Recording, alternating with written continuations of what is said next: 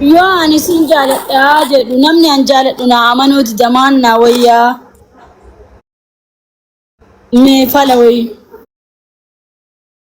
na amanu dhugamaan si jaaladhoo jedhu na amanani wallahi na amanan maaluma na wayyame akkana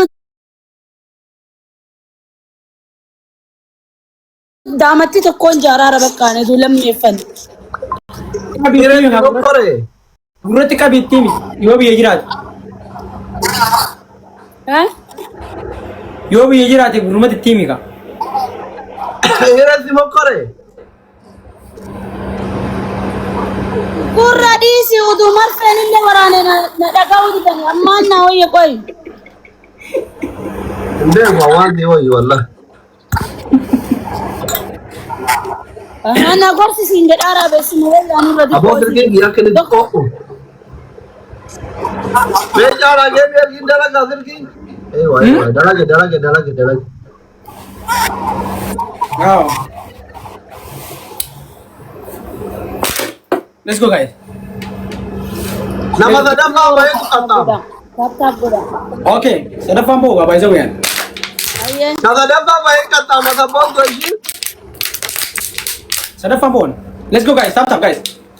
Rabbi gadaane tokko wanti tokko hin jiru naan qaxxaayina.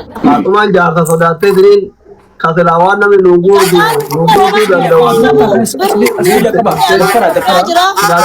Namni osoo guuttee jiraattee bee maata qofa.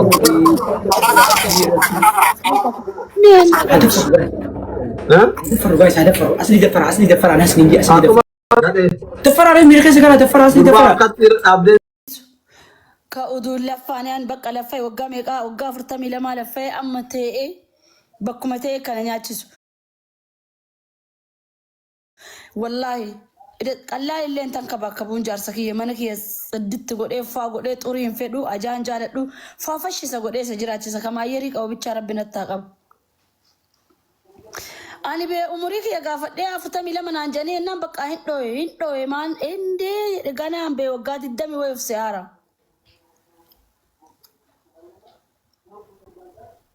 Ishi ijoollee waxxaati illee isaan illee birrii malee namatti hineeruman jedhaa bakka nutu fuudhaa jechuu birrii yoo qabaanne hineeruman isaan illee jaarsi illee nu sodaate maan nu wayi dhugaa yoo nu isin jaalanne nu amanan nu sodaatan maaluma nu wayyaa waan wayyaa nutti himame.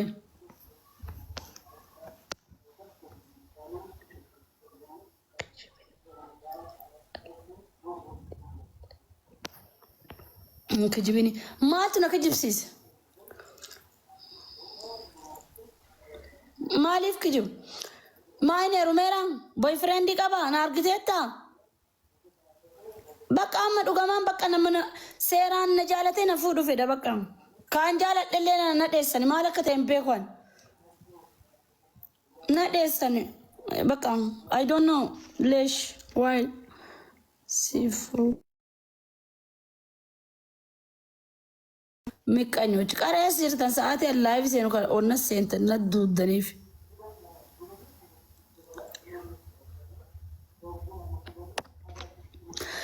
Yaa Rabbi kiyya umuriitti yanaa diqqeessi amma 42 seene wallahi nama na fuudhullee hin dhabe muluunu kama afaaniin na sobu bicha ishi ani wanti tokko kana jaalatu miliyeena ofii kana fuudhu hin jiru. Si jaalannaa malee hinde kana jaalatu miliyoona be Oromoon guutuun jechuun danda'ama. Jan kana fuudhu tokkochi illee hin jiru kasi jaalanna jedhu malee maannaa wayyashi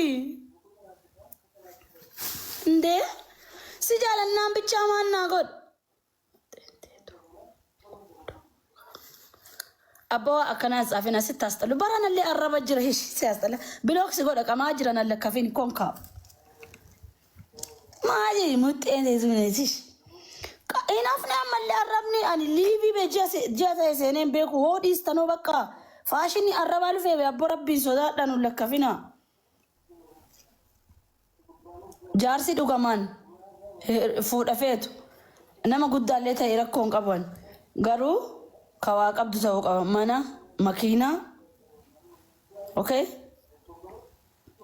mana Adaama qorqorroon ka ijaarame yoo G+1 3 jedhanii leeyoon qaban rakkoon qabu mana Adaama qorqorroo ijaaramee fi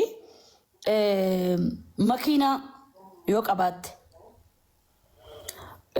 anin manallee maqaa kiyyaan yoo ngoone makiinaa maqaa kiyyaa yoo gooteen gaa yoo na hittallee makiinaa sanii lafa lufa jechuu bakka fedhe deemaa okay ka akkasii sun na dubbisi keessaan ka dhugamaan tidaarii barbaaddu ka sobaa aduun ta'in ka afaanii taatu caqqi guute si jaalanna sabaa si jaalanna afaanii kun funyaa irra nabee mataa na dhukkubsu jira bee an ka fedhu ka dhugamaan na jaalatu ka dhugamaan na fuudhu bakka heerumuu edaan amma umuriiti yadheen gadda gaafadhee mataan na dhukkube sanii fadha laaybii seeni waggaa 42 ha'uuzu billaahi salphinnaa beekun daamatti tokkoon waggaa 42 ta'uu jechuun wallaahi waan hin taane maannaa wayi maal taate heerumuu eda bakka heerumuu eda miidiyaa illee akka duraanii waan na jibbisiisaaruuf laayivii illee akka duraa seenaan jiru wanti muluunu akka malee na jibbisiisaara viidiyoo iyyuu giddimaan dalagaara kanaafuu heerumee adabadhee ta'e wayi finnu malee mallee dudee amma booda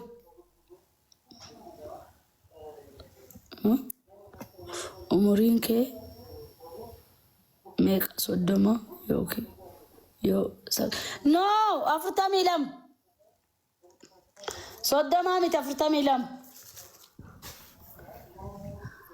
abbaa mana kee dhiiftee abbaa manaa maal qaban abbaa manaa maal qaba yoo ma heerumeen ka'ennaa diqqeennaa heerumee takkatti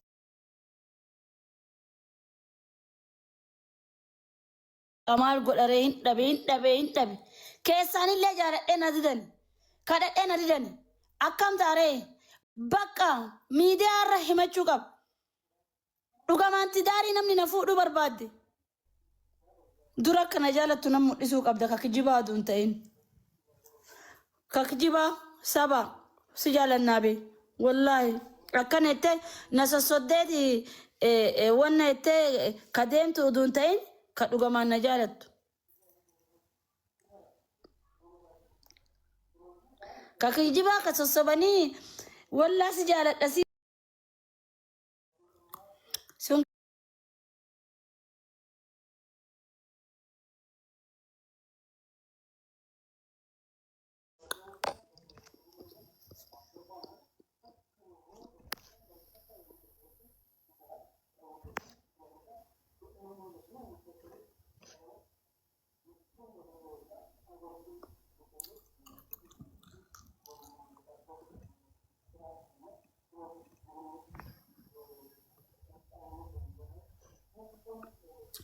ilaala warri na seensettanii amma nama tokko seensinaan niitoorkiin kiyya qatta jedhee dhaabata mee na dhiisaa hin lafaa na dhagaa ambisooti kiyyaasaa na dhagaa ammaan Dubaay deemuumoo jaarsa wayii soqadhee heerumuumoo yaadaan keessa